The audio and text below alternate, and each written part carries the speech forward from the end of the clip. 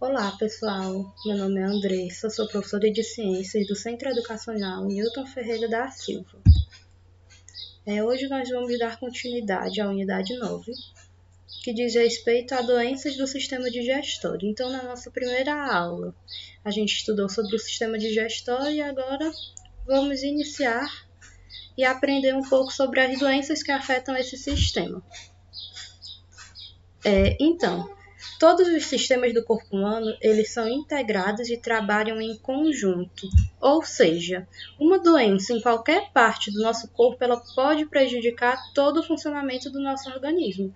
Tendo em vista que todos os sistemas do corpo humano, eles trabalham juntos, então se uma doença afetar algum sistema, então isso vai interferir em todos os outros sistemas, certo? Agora eu vou apresentar para vocês a lista das doenças que afetam o sistema digestório que a gente vai iniciar. Nós vamos iniciar com gastrite, vamos aprender um pouco sobre as úlceras pépticas, apendicite, cirrose, câncer de cólon intestinal, prisão de ventre, diarreia, doença hemorroidária e a doença celíaca, certo? Então, começando aqui, com a gastrite. Ela é uma inflamação na parede do estômago, certo? Então, nós já sabemos que a gastrite, ela afeta diretamente o nosso estômago. E ela pode ser causada por inúmeros fatores, como, por exemplo, a ingestão de bebidas alcoólicas, uso de algum tipo de remédio ou alguma infecção, certo? E isso faz com que as glândulas estomacais produzam mais ácido clorídrico que o normal.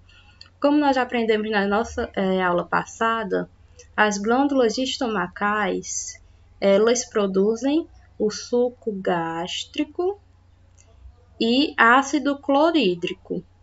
Mas quando a pessoa está com gastrite, as glândulas estomacais, elas acabam produzindo mais ácido clorídrico que o normal. Por isso que a pessoa que tem gastrite, ela sente uma sensação de queimação no estômago, por causa da maior produção de ácido clorídrico. E esse excesso de ácido clorídrico, ele ataca as paredes do estômago, diminuindo a camada de proteção do muco. Então, nós estudamos na semana passada também que o estômago, ele tem uma camada de proteção, que é um muco. E o ácido clorídrico, ele vai atacar essas paredes do estômago e diminuir essa camada de proteção. Então, aqui é um exemplo de um estômago de uma pessoa que tem gastrite, onde nós podemos perceber que as paredes do estômago, elas estão bem inflamadas, certo? Então, isso causa ardência, dores na região do estômago, podendo originar náuseas e vontade de vomitar. Agora, nós vamos para as úlceras pépticas, que são feridas que se formam tanto na parede do estômago quanto no duodeno ou no esôfago, certo? E elas podem ser causadas pelo uso inadequado de anti-inflamatório, ingestão de bebidas alcoólicas, excesso de fumo ou infecção provocada pela bactéria Helicobacter pylori. Certo? E os sintomas, eles são bem parecidos com da gastrite, certo? Principalmente aqui, na imagem, é bem parecido com a gastrite, porque parece uma inflamação, certo? A pessoa sente sensação de inchaço, incapacidade de beber muito líquido, fome e uma sensação de vazio no estômago, náuseas brandas e vômitos também. Só que a diferença entre a gastrite é que a gastrite, ela não compromete a camada muscular da mucosa, que é a camada mais profunda, diferentemente das úlceras. Então, a gastrite, ela influencia, interfere na nossa camada de mucosa, mas as úlceras, elas vão mais profundas, elas são mais profundas, certo? E elas podem, além de ocorrer no estômago, podem ocorrer no duodeno ou no esôfago.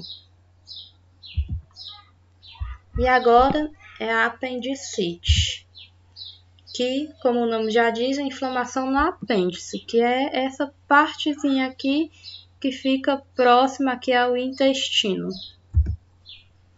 A causa é acúmulo de restos fecais nessa estrutura, certo? Ela compromete o sistema digestório e, quando ela não é tratada corretamente, pode levar até o indivíduo à morte. Então, quando a pessoa está com apendicite, tem que agir muito rápido, porque ela começa a sentir fortes dores e é preciso se submeter à cirurgia para a retirada do apêndice, certo? Tem que ter muito cuidado quando a pessoa está com apendicite para esse apêndice não romper, certo? Aqui, ó, é o apêndice de uma pessoa normal, saudável, e aqui é quando o apêndice está inflamado, quando a pessoa está com apendicite. Então, quando ela chega aqui nessa situação, é necessário se submeter a uma cirurgia para fazer a retirada aqui desse apêndice. Agora é a cirrose. Ela é causada por agressões prolongadas ao fígado. Um fígado cirrótico, ele não cumpre suas funções, comprometendo o funcionamento de todo o organismo. Então, como nós aprendemos na aula passada, o fígado ele exerce uma função diretamente sobre o sistema digestório. Mas quando a pessoa está aqui com cirrose, ele não consegue cumprir a sua função. Então, ele afeta diretamente o funcionamento de todo o organismo, tendo em vista que ele não vai estar trabalhando da maneira que deveria. O vírus da hepatite também pode causar cirrose, assim como o excesso de bebida alcoólica também sobrecarrega o fígado, fazendo com que ele trabalhe em excesso e termine aqui inflamado.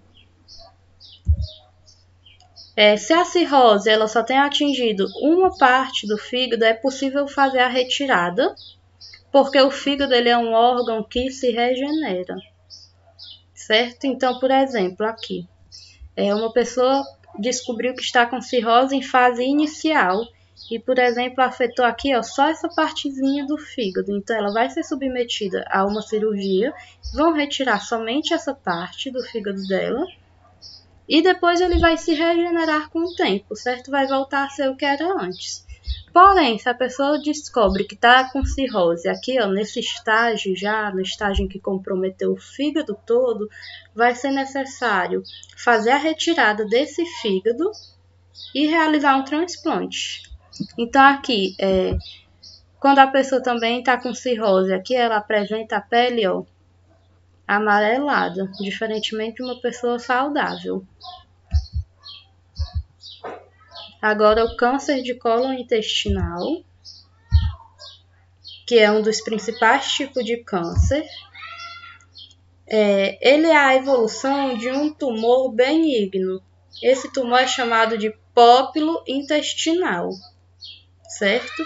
Então, existe um tumor benigno e, quando ocorre a evolução desse tumor, a pessoa fica com câncer intestinal, certo? É causado pelo crescimento anormal das células da mucosa intestinal e um pópilo ele pode durar de 10 a 15 anos para se transformar em câncer. Então aqui, menos de 5% das pessoas, que têm esse pópilo evoluem para câncer. Então pode acontecer da pessoa ter esse tumor benigno e ele nunca chegar a evoluir para estágio de câncer, mas também pode acontecer da pessoa ter esse tumor benigno e ele evoluindo e chegar a um estágio de câncer. Então, o exame para detectar o câncer é chamado de colonoscopia, que é onde é utilizada uma sonda, ela é introduzida no intestino grosso através do reto para observar, no caso, a mucosa intestinal, que é onde esses tumores, ficam localizados, geralmente. Agora, em relação aqui à prisão de ventre, é a dificuldade de defecar devido ao ressecamento e endurecimento das fezes. E as causas da prisão de ventre basicamente a má alimentação, porque quando a pessoa não ingere fibras e líquido suficiente, isso vai dificultar na digestão no intestino grosso. A gente estudou que no intestino grosso ocorre a absorção de água. Mas se a pessoa não ingere água, como é que fica? Então, a pessoa vai ter prisão de ventre, certo? Tendo em vista que as fezes vão sair muito ressecadas. E além disso, a ansiedade e o estresse, eles também podem fazer com que os nutrientes permaneçam mais tempo no nosso intestino. Isso aumenta a absorção de água e também resseca as fezes. Então, a pessoa pode ter uma boa alimentação, pode ingerir bem água durante o dia, mas se a pessoa desenvolver uma ansiedade ou um estresse, vai interferir no processo de digestão. E como os nutrientes eles vão passar mais tempo no nosso intestino, então vai passar mais tempo lá, ó, absorvendo a água, e isso vai causar o ressecamento das fezes. Agora a diarreia. A causa é a ingestão de antibióticos sem prescrição médica, né? Uma das causas, porque esses antibióticos, às vezes a pessoa pensa assim, eu tô gripada, vou tomar logo um antibiótico para poder ficar melhor logo. Mas o antibiótico é um remédio muito forte, porque ele age diretamente sobre bactérias, certo? E a pessoa pensa que não existe diferença entre bactérias e vírus e que qualquer coisinha possa tomar antibiótico. Mas antibiótico são para casos específicos, para quando a pessoa está doente de uma doença bacteriana, certo? Então, a ingestão de antibióticos sem prescrição médica é muito perigosa, porque o antibiótico ele vai destruir as bactérias benéficas responsáveis por formar as fezes. Então, na nossa aula passada, a gente também estudou que lá no finalzinho do intestino grosso existem bactérias que ajudam na formação das fezes. E se a pessoa ingere antibiótico sem prescrição médica, a pessoa ingere antibiótico sem estar doente, com uma doença bacteriana, então o antibiótico ele vai destruir as bactérias que são boas para o nosso organismo, que são benéficas, certo? E também, a pessoa também tem diarreia quando tem uma infecção por vírus e bactérias patógenas. Então, se a pessoa tiver com uma doença bacteriana patógena, aí entra, né, o antibiótico para a pessoa fazer o tratamento, com prescrição médica. Lembrem sempre disso, certo? Então, infecção por vírus e bactérias patógenas também podem causar diarreia, pois elas atacam a parede do intestino. E se ocorrer a inflamação, os movimentos peristálticos podem se tornar acelerados. Então, nós estudamos também que os movimentos peristálticos são movimentos que ocorrem automaticamente no nosso corpo para conduzir o alimento, o bolo alimentar, o quilo, pelo caminho que ele deve seguir. Mas são movimentos involuntários que ocorrem de maneira devagar. E se ocorrer a inflamação, esses movimentos peristálticos eles vão se tornar acelerados. E isso vai dificultar a absorção de água e sais minerais, que é lá no intestino grosso. Então é como se passasse direto, e isso vai deixar as fezes pastosas, vai deixar as fezes com as características do quilo, porque o quilo não é pastoso. Então, se tiver dificuldade na absorção de água e sais minerais, então as fezes elas vão sair pastosas porque ainda vão sair com água, certo? O nosso corpo não vai absorver a água, então a água vai entrar e vai sair. Por isso que ela sai com essa característica pastosa. Então essa desidratação, essa perca de líquido, na verdade, ela vai causar desidratação. Por isso que quando a pessoa está com diarreia, às vezes é necessária intervenção médica para poder tomar soro na veia, para poder se hidratar, tendo em vista que a pessoa está perdendo muito líquido porque o corpo não está absorvendo a água da maneira que deveria absorver, devido à rapidez dos movimentos peristálticos. E agora a doença hemorroidária, que afeta os vasos sanguíneos localizados na região do reto e do ânus. E esses vasos sanguíneos são chamados de hemorroida, que é também como é conhecida a doença, né? A pessoa fala hemorroida. Então, ela tem como causa o aumento da pressão na região do reto, gerado pelo esforço de evacuar. Então, quando a pessoa às vezes tem muita prisão de ventre e faz muita força para evacuar, isso também pode desencadear uma hemorroida, uma doença hemorroidária, certo? E as veias sangram ou saltam para a região externa do ânus, causando dores e incômodo ao sentar. O tratamento ele é feito através de pomadas ou intervenção cirúrgica. Então, às vezes o caso está tão comprometido, certo? Está tão sério que a pessoa precisa de intervenção cirúrgica para tratar da hemorroida.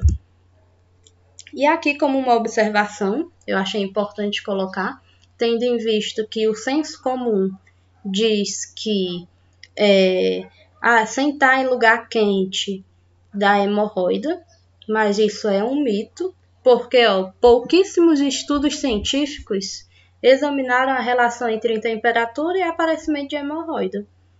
Então isso é uma coisa do senso comum, que as pessoas dizem, mas que não tem comprovação científica, porque a causa mesmo da hemorroida, aqui